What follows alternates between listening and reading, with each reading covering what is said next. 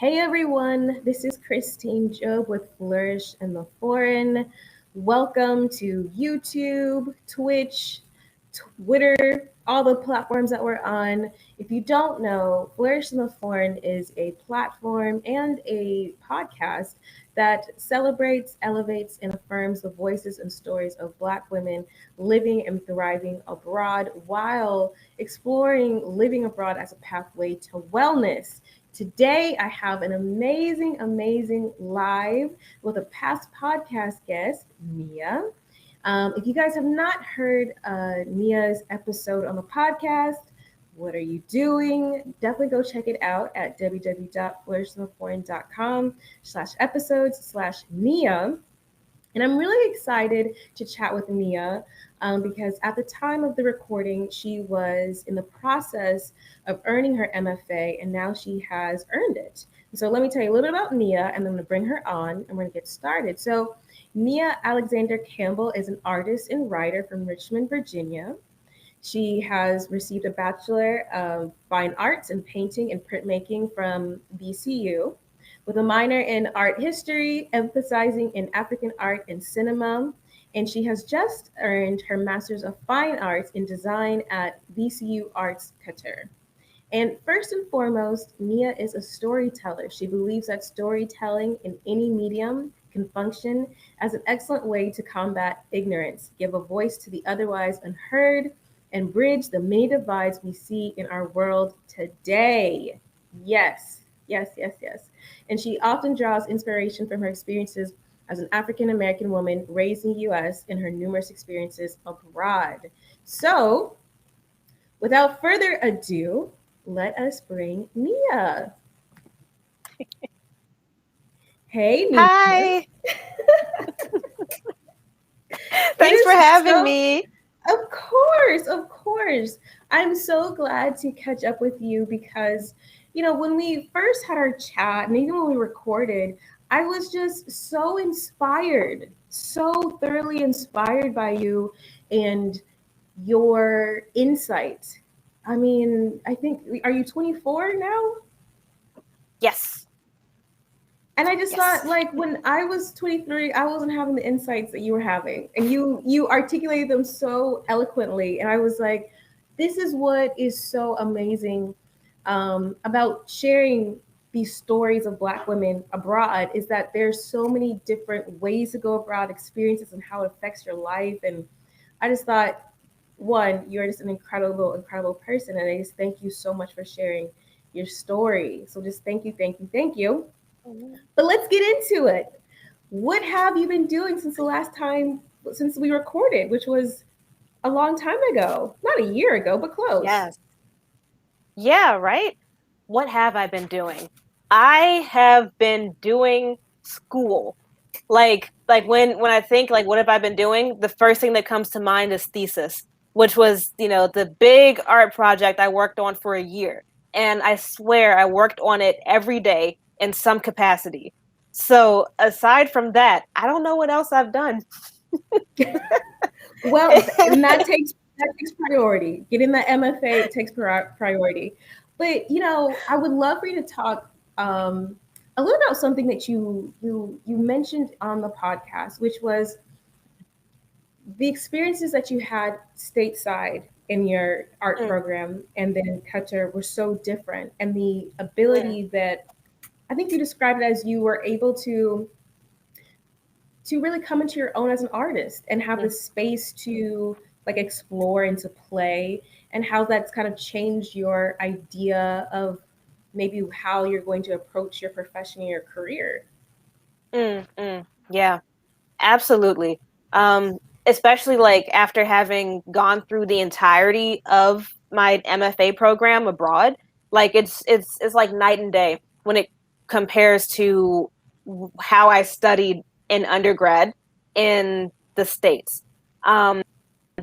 Primarily in terms of like what I have access to and what I feel comfortable expressing, and those two things can like combine.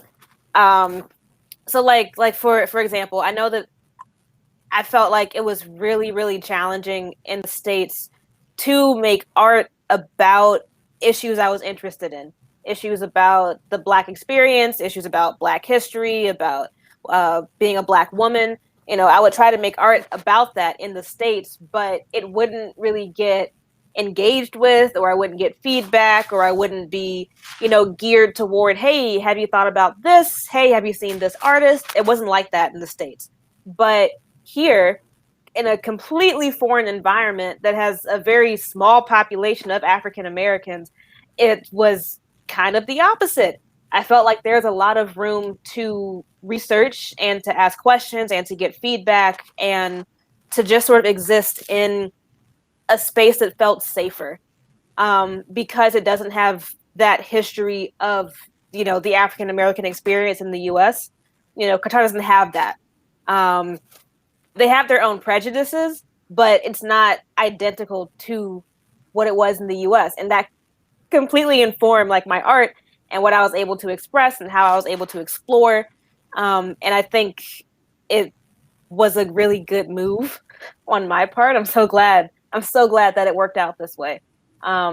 Because now I feel able to like carry the things that I've experienced here and like my comfort and my confidence, and I can take this back to the States and, kick some butt with it. Like I'm not scared anymore. No, yeah. I think that is so important. I think for any young person at the beginning of your career to have the space and time to explore, to really understand your own voice, regardless if you're an artist or not, to really understand what you want to bring to the world. And obviously it's going to iterate, but to be confident in it is, I think, not even 50% of the battle, like 80, it's the entire battle, is because people want to discount you. And I think as African American women, Black American women, we are systemically undermined and undervalued.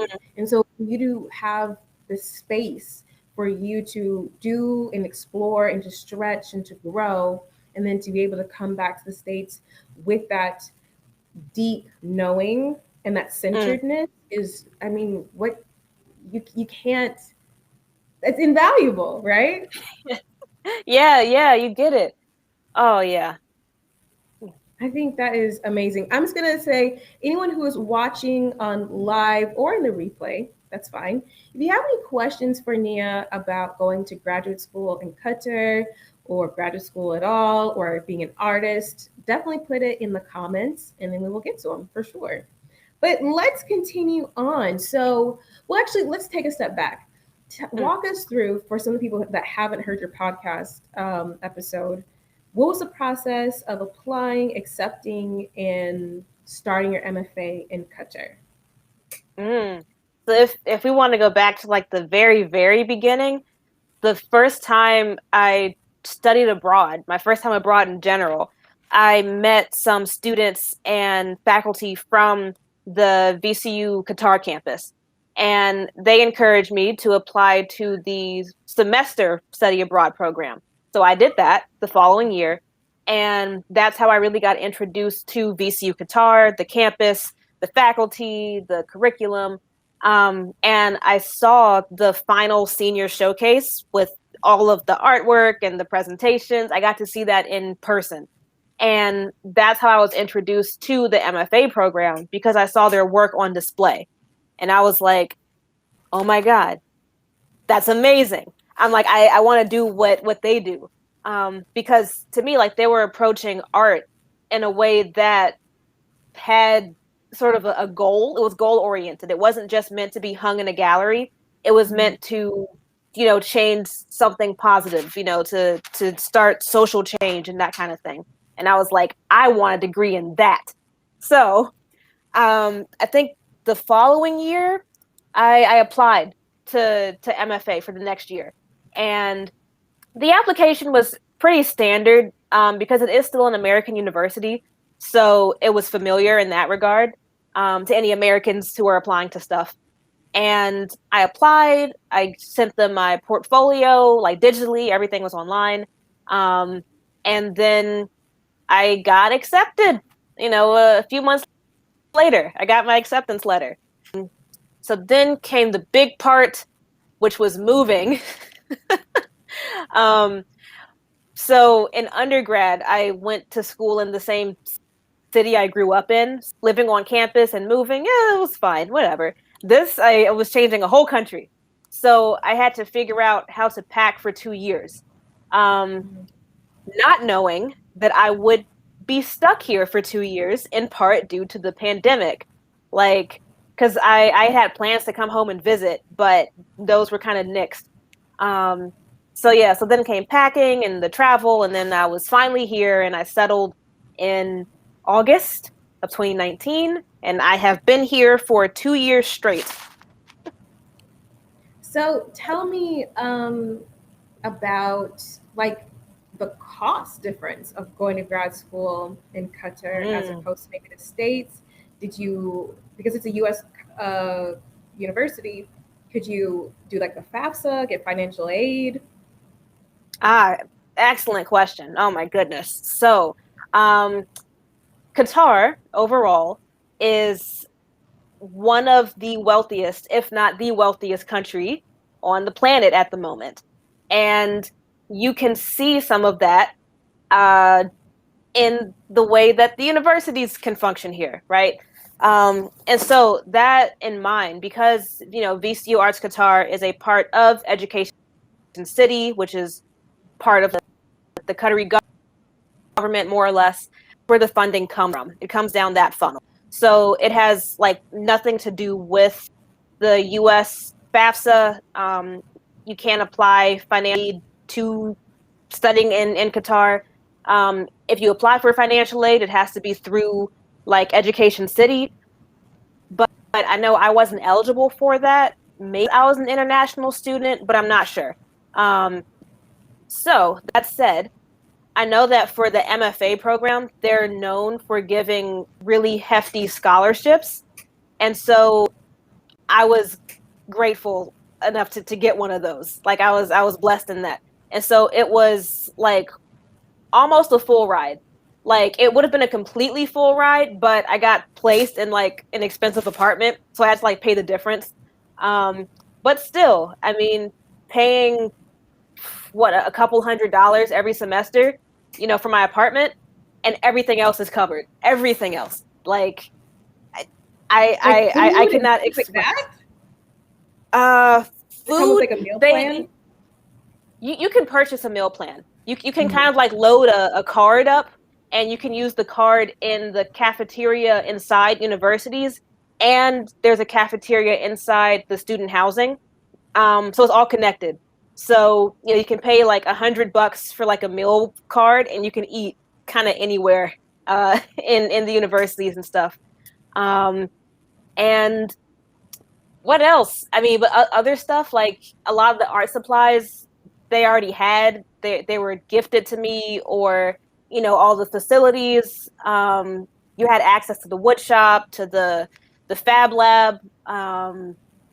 The printing room. I mean, there's so much. I can't explain just the extent of how affordable this place was in contrast to like an American university. Both in terms of like scholarship and like access to facilities and supplies and things like that. So if you'd gone to an American school in the United States, you wouldn't have had any of that access, or would it just be more expensive? Or is it both? Both. Wow. Yeah, both. Like if I had to compare it like directly to my undergrad experience at VCU on the home campus, you buy everything. You buy all of your supplies, and that's fine. That is the norm. But the price racks up pretty quickly, especially being an artist. I know that dumpster diving is not uncommon, like because that's just how it is. That's not to talk bad on my undergrad university. That's just how it is. VCU is not alone in that. That's how a lot of American universities are. Or even things like textbooks. They are so expensive. All right. So all types of fees, extra stuff in American universities. Plus, of course, I can almost guarantee I would have been in more student debt, like having gone to American University for a master's. But I got to avoid that going to school here in Qatar. I got to avoid that. So, yay! I don't want any more debt. I know. So tell me, a part of your program, did you have to be a TA, or were you just a complete student and artist, or did you have to do like a TA kind of stuff? Yeah, so like there is one class you take in your last semester. It's either called teaching practicum or it's an internship. You get to choose. And for me, I chose teaching practicum, which is when you shadow a class. So I wasn't necessarily a teaching assistant. I was just there for observation. And so I shadowed a junior level graphic design class with Daniil Emmons and Bas Hamdi. Yeah, they're fantastic because like it was my first time being able to observe like a co-collaboration like teaching experience. Like I'm like, oh man, that's so cool. And they're such awesome people and artists. And the class was really nice and open and honest because this was all over Zoom. Like, and that was unexpected. We didn't think we'd be having online school for a year and a half, right? So it was just like a really nice environment for me to be in. I got really lucky. Yeah, so that's the closest you can get to TA. It's like observation in the curriculum. Mm-hmm. So tell me about like what are your next steps? Are you staying in Qatar? Are you going somewhere else? Where are you going? Like what's your next steps professionally and also in the world? So the next thing I'm gonna do is I'm gonna finally go back to the US for a visit.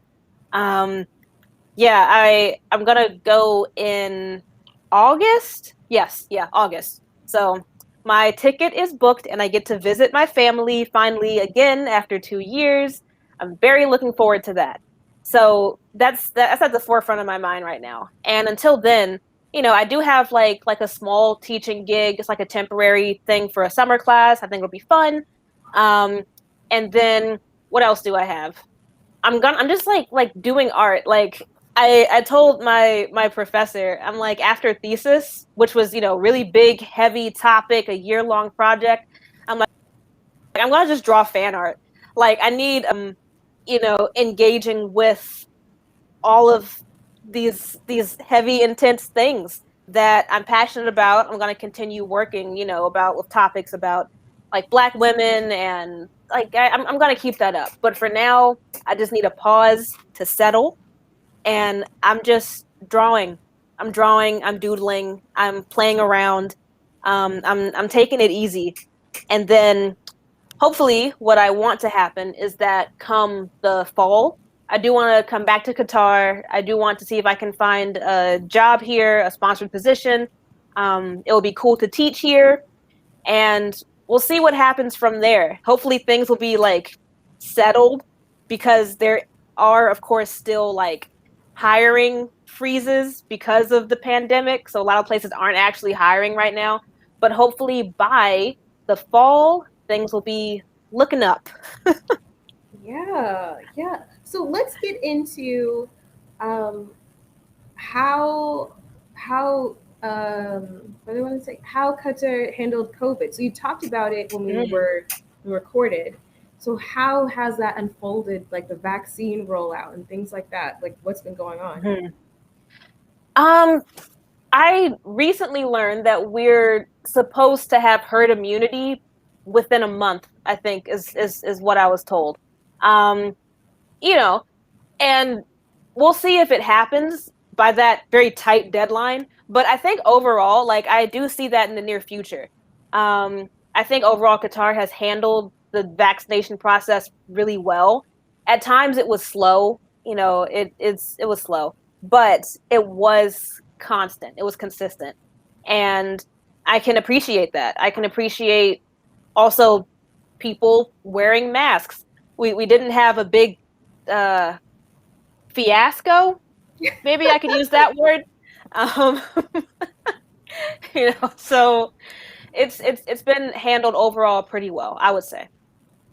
Okay. And I know it's a heavy subject, but I would love for you to tell us about your thesis and where people can they experience it at all online or anything like that, or Mm. was it Uh, only in a physical exhibit? there is a video that the university made that shows all of the senior projects from 2021. It's probably somewhere on the VCU Qatar website. It's definitely on their Instagram. Um, so there's that if you want to see everything. And then for my thesis, it is called, okay, Reclamancipation, a story of brilliance, resilience, and transilience. All right. And basically, what I did is I made a huge board game. It's big if you stretch it out. I think it's like 6 feet long. It's made out of maple wood. It's colorful, all these illustrations. And of course, like the individual game pieces. And what my thesis was about is discussing, or more so trying to create an environment that encouraged discussion about Black women's experiences. There's an emphasis on how Black American women are not exclusively defined by our oppression. All right. Mm-hmm. There is more to us. We are more than our trauma. And so the game focuses on this mixture of like oppression and celebration. And I used radical joy as like sort of like a research basis, and like the way I approached it, the way I approached the research, the way I approached, how I want my players to feel. It's bright, it's colorful. Okay. Oh, there it is. Okay. Yeah, and because the way to play the game is to share stories. So you match different words, and each person can share a story based on that word. There's a lot to this game. Like there's so much to it. And it is accessible on my website, which is like niaalexanderart.com. You can go there and click on it to see more images and read more about it. And from there, you can also access my thesis document, which is like officially published through the VCU Scholars Compass. Like, Yeah, it's a real thing. congratulations. Yes. Thank you.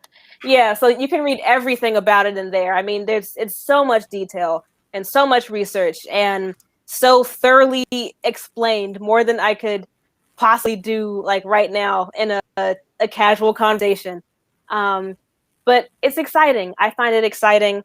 I think even the paper that I wrote, the thesis document, I did it with an emphasis on like poetic language and code switching. So I think that it is like just interesting to read in general. It's not like a dry academic paper. That's how I want to approach it. Because I wanted to write it in a way that felt authentic and honest, to both myself and the community that I got to engage with. And that was important. It was important for me to feel like I was having a fun time making this project, and that I was being myself, and that I wasn't trying to, shove myself into the box of what I thought design was. Like, what is art? What is design? What is academic? Whatever's. I'm like, no, whatever. This is me. This is my community. I want to do them justice. I want to do myself justice. I'm going off on like a rambly tangent, but It's fascinating. You know what? But can you talk more about radical joy? Because I like that. So tell me more about radical joy and Black women, because that's where I'm trying to go. Oh man. So like I came across radical joy while I was in the middle of researching for this project, because early on, the project was exclusively about like Black trauma. And that was kind of the way I had been taught to approach the subject. But I'm like, I'm having such a bad time. Like, I don't enjoy engaging with the trauma of my people every day for a year. Like, oh, I was so unmotivated. Um, but then I was in conversations with like my thesis committee, and radical joy came up. And the more I looked into it, the more I'm like, oh man, that's dope right there. So simple. But it's something that we have to be very conscious of, kind of, especially as, Black women, like people in marginalized communities, people who are activists. um it's this idea of like choosing to find joy despite the trauma. And that's not to say that you are ignoring the trauma, you're not ignoring, the experiences of the community in past and present. You are just making sure to do things that bring you joy, because that joy is the only way you're going to sustain yourself to be able to cope with all of the oppression that you're trying to fight. um One of the sources that I read, it compared it to like allowing your cup to refill. So I'm like, oh yeah, exactly, I get that, perfect. So that was what I tried to do. I tried to implement radical joy into every one of my actions. Everything that I did for this project, I'm like, it has to bring me joy or peace. um because that was the only way that I was able to engage with subject matter that was hard. It is hard writing about the trauma that has been inflicted upon your community. It is hard making art about that. But I'm like, this is what I want to talk about. But the only way I could talk about it was to prioritize joy. Um, and I know like one thing that really, really helped was the way I approached the research. I did all of my research on social media. I would post pictures of things, like old shoes or a television or socks, whatever. And I was asking like the online community of Black American women to comment on it. Tell me your stories. What does it remind you of? And there was so much laughter. There were so many of like similar stories that we could all just bond over. And that was something that I loved. It just felt like this joyful bonding of the community in between all of my thesis research. And it was perfect. I'm going off about it, but I hope I answered your question. I love that. I love it so much, Nia, because I feel like, one, you were an incredible guest on the podcast. People really resonated with your story and just your insights. Um, but like you said, um, being a Black woman, and we'll just be specific, a Black American woman, anywhere in the world, there's still struggles, there's still oppression, there's still the residual effects of oppression, even if you're not currently being oppressed. There's a lot of stuff. You have family in your home, country, and to find and to gravitate towards peace and to make and prioritize radical joy, to even contemplate what radical joy would be and Mm, to play with it is something that is mm, necessary. And it's something that deeply resonates with me and with what I'm trying to do with Flourish No Foreign, because it's about showcasing the stories of Black women around the world, but it's also about showcasing the diversity of experience, the diversity of mm. desire, the intention of each woman. And we're not monolithic. We have different visions for life. We have different ways that we take care of ourselves. We have different epiphanies, and to really play in that, and Mm. not be burdened all the time by the blanket of oppression and be kept down, but Yes. to allow ourselves to bloom in all the varieties that we are, and to play, and to just live in a Mm. way that is sometimes not available to us in our home country. So I gravitate towards that radical joy. I feel like I'm going to journal about that because I think it's so important. I think it's a conversation we need to continuously have. Also, I feel like with a lot of guests that I've recorded with, gosh, I've recorded with like maybe over 50 women now. And what's Mm. interesting is that a reoccurring theme is a softness and gentleness and vulnerability that some women experience when they go abroad. It's not about being weak. It's Mm. not about being a damsel in distress. There is a lightness, I guess. Maybe it's the overarching theme of it is a lightness that they're allowed to Mm. experience. So I think radical joy is an interesting theme to also explore with these women for sure, because Mm. I think it's so profound, and it has to be radical because of the situation, but it's also Exactly. but it also, I think it has a whimsy, it has a play to it that I really gravitate to. Like, what does that mean? I have to literally stretch myself to experience what would radical joy be, and that can only Mm. be good for me. You know what I mean? Yes. Yeah. Oh, I hear you. You got it. It's so exciting, all of it, and it's so much fun.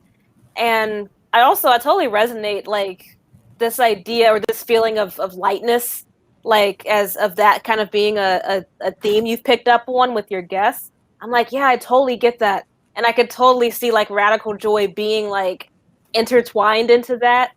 Yeah, it feels like one of those things that you can't get wrong, like however you approach radical joy, like it's gonna be something good for you in the end. Like it'll make you feel good. Yeah. So kind of like on that vein, well, I'll pause. Everyone who's watching, thank you so much for watching. If you have any questions for our lovely guest Nia, let us know in the comments. If you have any questions about graduate school, Qatar, being an artist, anything that we're talking, radical joy, put it in the comments, and we will talk to them. We do have some people who've said some stuff. Did I show it? Oh, is this working? Oh, I see it. You see it? Okay. Don Yeah. Campbell says, "Yay!" Thank you, Don. And then we have All Things Boogie. Absolutely, Mia. So proud of you. Yeah, look at you. Support. Yes, I love to see it. So if you have any questions or comments, simply put it in the comment section. But I do want to ask you, Nia, on the vein of radical joy, let's talk about wellness. Let's Mm. talk about how that Mm. has evolved since the last time we talked. What does wellness mean to you? What does that practice look like for you right now? Mm. Mm. I think the last time I said something along the lines of like wellness is like putting yourself at the center of like whatever you do, in a way that's not like selfish. It's a way that's necessary, because if you don't take care of yourself, you can't take care of anybody else. You can't pursue the things you want. Like you have to prioritize yourself, um, physically, emotionally, spiritually. Like it all has to start with you. And to me, I think that I'm still in that. My understanding of wellness is still very much that. Um, and especially after having gone through like a year and a half of graduate school online, all of a sudden there was also the lockdowns. I was stuck in a different country. I still had all of my school responsibilities. Like I the only thing that was constant was me. Like that's how it felt.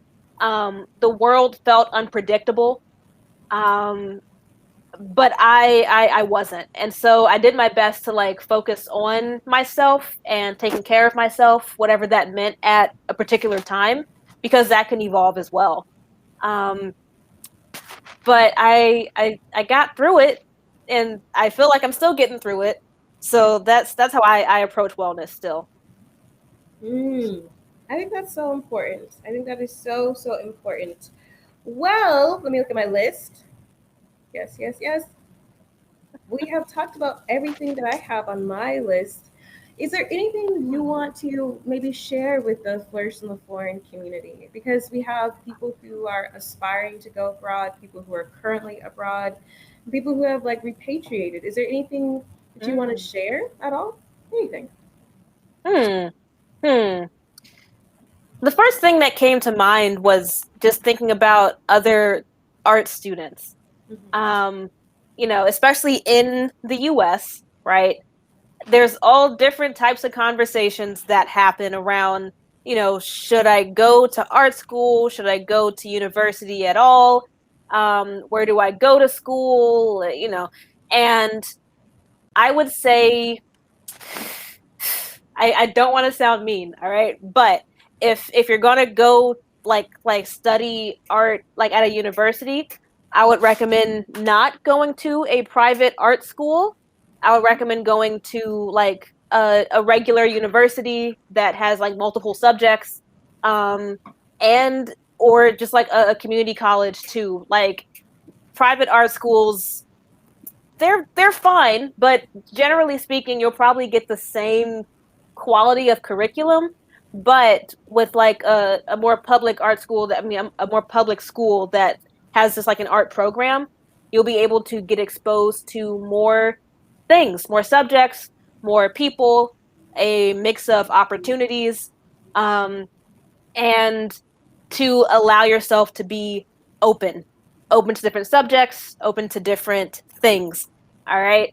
And I guess that came to mind because like my top choice for art school in undergrad was a private art school, but I didn't go because it was too expensive and they weren't giving like any financial aid. So I went to, a state school, right? And while I did still like get some debt from, my undergrad, it still gave me opportunities that I think really played a part in sort of learning to understand myself and my art practice. Like, for example, I got to take some classes in Black history. I took a class in like ancient Greek history, and I've always been into that. And cool, okay, things are like outside my field. And then further, this is how I started studying abroad. I started studying abroad through these programs that were offered in the university, right? So the first one was like hosted by the design programs, so it was still kind of art related, but other ones were hosted by what are they called?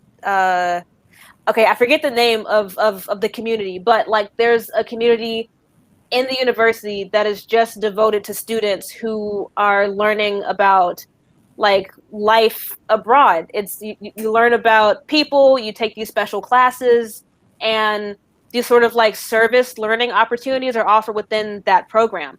And so I went on a trip through them. I got to experience trips that weren't exclusively about art. I got to experience trips that were about art. I just think it offers up like more unexpected opportunities, I think. Especially when like transitioning to like school abroad, because I guess like that could be another thing. Like, don't forget there's places outside the United States to study. And I don't say it that way to like blame any of the individuals. I just mean like in general, like in the US, we kind of only focus on ourselves. We don't really talk about the rest of the world, unless their problems directly relate to us in some way. That's how the US kind of has been. And as a result, I think that has influenced sort of the way that we approach education. I know that the idea of going to school abroad was not on anyone's radar when I was in high school. Like applying for college abroad, that never came to any discussion. Like, nothing near it. But it is a possibility. Sometimes the program you want may be across the pond, or maybe you just want to get out and go somewhere else, because sometimes those schools are cheaper. Like, there's all types of different reasons for going to school abroad, opportunities outside the US. So I would say keep that in mind. And it's okay to take a gap year or multiple gap years. Like, don't feel like you have to go to school directly out of uni, especially for art. Like, take some time, earn some money, work on your portfolio. Like, all of these different routes to accomplishing what you want are all very, very valid. So there's no formula. You can make your own formula. I think that's kind of one thing that I've really learned through my experience so far. I love that. I think that is probably, I mean, that's crucial advice. There are so many different ways to have an experience or to get to where you want to go. And because sometimes, Americans and the American model is very insular. It's a big country, but it's very insular. And we cut ourselves off from really great, learning opportunities, opportunities to not be in massive amount of debt and things like that. So I completely agree. I think it's something that we have to start encouraging for everyone to really look outside and explore and to take gap years. Yes, to really figure out what you want to do. So I wholeheartedly agree. Thank you so much, Nia. I really, really appreciate you so much. Thank you so much for your time. Thank you, everyone who's been watching. I appreciate you. I had Don say, great recommendation for the whole schooling and going outside the United States. So, yay. Thank you guys so much for watching. Thank you, thank you, thank you. If you have not heard Nia's episode on the podcast, please go check it out at www.flourishintheforeign.com/episodes/Nia. Also, please support Flourish in the Foreign. It is a Black woman-run podcast and platform, so you can support us by becoming a Patreon, cash apping the podcast at $Flourish Foreign. Buy me a coffee at www.buymeacoffee.com/flourishintheforeign, or purchasing an item off our Amazon wish list. So I would appreciate any and all of your support. Thank you guys so much for you sticking around, and thank you so much, Nia. Thank you, thank you, thank you. All right, everyone, that's it for today. See you later. Thank you. Thank you.